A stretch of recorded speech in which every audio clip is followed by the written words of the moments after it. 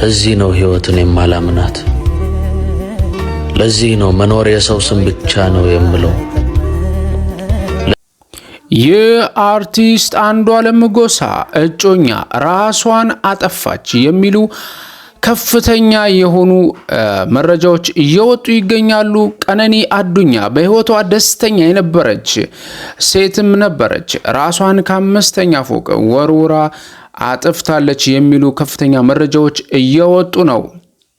ቀነኒ በአርባ ምንጭ የመጀመሪያ ዲግሪዋን ያገኘች ሴት ስትሆን ቀነኒ የ26 ዓመትም ወጣት ሞዴል ነበረች።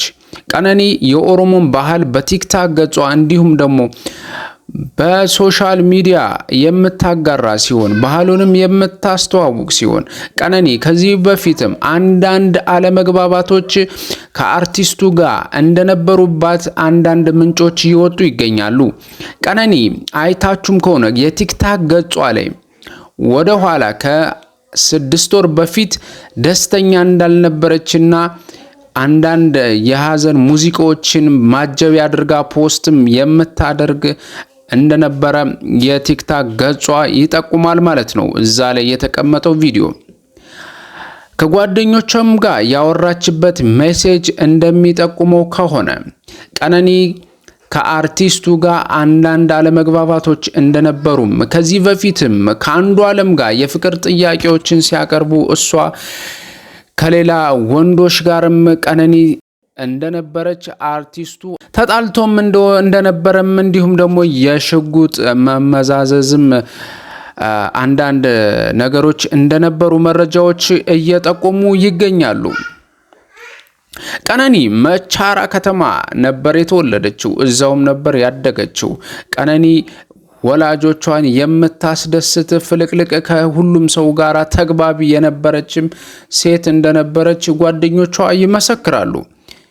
እጅግ በጣም ራስን የማጥፋት እንትን አገራችን ላይ በጣም ገብቷልና እንግዲህ ወጣት ሴቶቻችን ምን እንደነካቸው ባይታወቅም ራሳቸውን እያጠፉ ይገኛሉ። ከዚህ በፊትም የአርቲስቱ ሻላይ ማለት ነው የሻላይም ሚስት ራሷን ከፎቅ ላይ ነበረ ፈጥፍጣ የገደለችው ማለት ነው።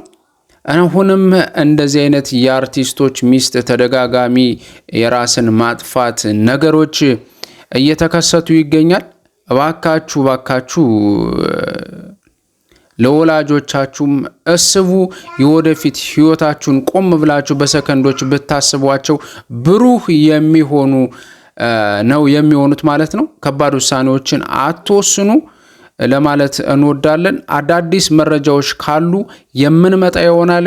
እስከዛው ድረስ ቻናላችንን ሰብስክራይብ አድርጋችሁ የደወል ምልክቷን ተጫኗት ማለት ነው። በሚቀጥለው አዳዲስ መረጃዎችን ፈልፈል አድርገን ወደ እናንተ ይዘን እንመጣለን። እስከዛው ድረስ ሰላማችሁ ብዝት ይበልልኝ።